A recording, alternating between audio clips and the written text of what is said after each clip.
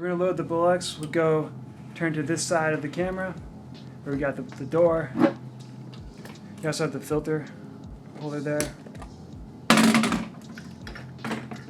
Gonna hit the spool ejector button. Put the spool on the door. Get our practice load. It's just older film stock. That's been cut to about 15 to 20 feet. We're going to follow this line here, dot, dot, dot, think perfs down, which we have there.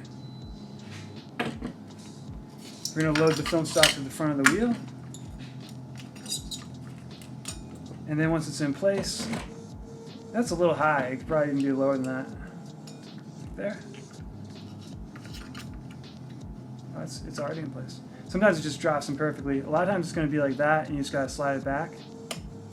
And I'll click into place like that. Now we drop the loop formers closed, and then with some wind already in the camera, we can fire it through the other side. You're going to want to get at least a foot, probably a foot and a half, so you can get around your take-up spool. Get the take-up spool, go to the slot where you can load into it, so something like that. Line this up, drop it into place.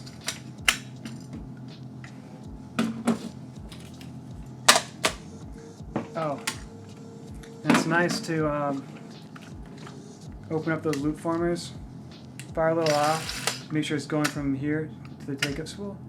Open it up, fire a little more off, and make sure that the loop maintains its position.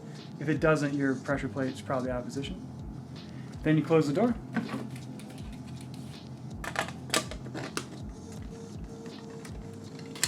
And just advance the camera to 0.